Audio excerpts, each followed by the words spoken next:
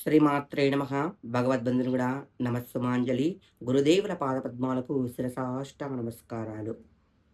శనివారం త్రయోదశి, శని త్రయోదశి. అందులో అధిక మాసం రావడం విశేషమైన రోజు. అందులో కృత్తికా నక్షత్రం రావడం మరీ విశేషమైంది. శనికి అధిపతి ఆంజనేయ స్వామి. ఆంజనేయ స్వామికి అన్ని విధాలుగా శనీశ్వరుడికి మళ్ళీ శివుడు అధిపతి. కావున రేపు అందులో మాస శివరాత్రి. శివుడికి, అమ్మవారికి విశేషమైన రోజు. ప్రాతకాలంన శనీశ్వరునికి చాలా చాలా ప్రాధాన్యతమైన రోజు. మీరు జాతకరీత్యాలో ఏలినాటి శని, అర్ధాష్టమ శని, శని గ్రహాల దోషం బాధపడుతూ, పోతూ ఉంటే కింద పడడం, పెద్ద గాయాలు జరగడం, లేక మానసిక ఆందోళన చెందడము, ప్రశాంత వాతావరణం లేని వారు శనీశ్వరునికి చిన్న పరిష్కారం చేసుకోవడానికి చాలా శ్రేయస్కరం.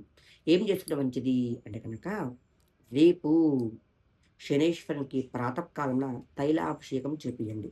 తైలాభిషేకంలో ముఖ్యమైన వస్తువులు ఏంటి అంటే గనుక, నువ్వుల నూనె, నల్ల వస్త్రము, జీడి గింజ, పత్తిలో గింజలు, కొద్దిగా రాళ్ళ ఉప్పు, బెల్లం ముక్క, ఇనుప ముక్క ఏదైనా సరే మట్టి మట్టి ప్రమిద కాకుండా ఇత్తడిది గానీ, స్టీల్‌ది గానీ ప్రమిద దీపం ఎలా పెట్టాలంటే గనుక నువ్వుల దీపాలు దొరుకుతాయి. నువ్వుల ఒత్తి దీపాలు. ఒకవేళ కుదరలేదు అనుకో గనక, ఒక నల్ల బట్ట తీసుకొని కొద్దిగా నువ్వులు పోసి, రాళ్ళ ఉప్పు వేయండి కొద్దిగా. లేకున్నా నువ్వులు వేసి ఒత్తిలాగా చెయ్యండి. మనము బోనాల పైన పెడతాం కదా ఒత్తులు, అలా కాకుండా మామూలు మూట కట్టి ఇలా దగ్గరకన్నారనుకో ఒత్తి లెక్క అయిపోతుందనమాట.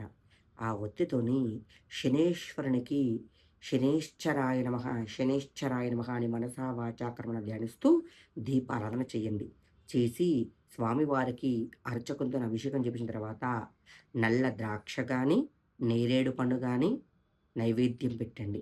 కనుక నల్ల ద్రాక్ష అయితే ఇప్పుడు దొరుకుతాయి కదా! నల్ల ద్రాక్ష అయినా సరే పెట్టేసి చిలిమి అంటారు కదా! నువ్వుల ముద్దలు పెట్టండి. పెట్టి ప్రదక్షిణ చేసుకోండి.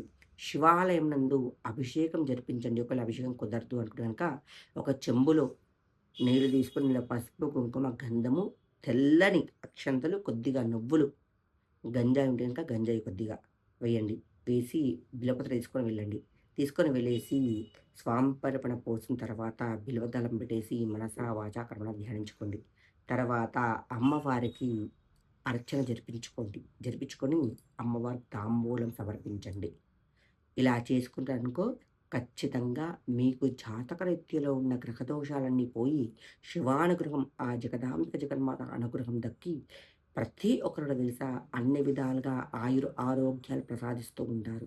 అంతే కాకుండా ఇంకొకటి చేయాలి. ఏంటంటే గోవుకి రేపు తోటకూర, బెల్లము, చపాతీలు, గోధుమ పిండితో చేసిన ప్రసాదం ఏదైనా సరే, గోవుకి సెపరేట్‌గా నియమ నిష్టలతోని మనసా వాచా కర్మణ ధ్యానిస్తూ చేసి గోవుకి తినబెట్టండి. ఇలా తినబెట్టడం వల్ల మీకు ఎలాంటి గ్రహదోషాలు ఉన్నా గూడా గోవు స్వీకరించడం వల్ల అన్ని విధాలుగా మీకు మంచి జరుగుతూ ఉంటుంది.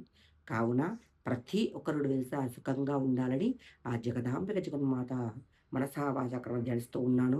దుర్గా మల్లేశ్వర స్వామి సహిత వారాహి ఉమ్మెంత భైరవ స్వామి, వీరభద్రస్వామి, భద్రకాళి కృప మీ అందరిపై ఉండాలని మనసా వాచా కర్మణ ధ్యానిస్తూ ఉన్నాను. శ్రీమాత్రే నమః.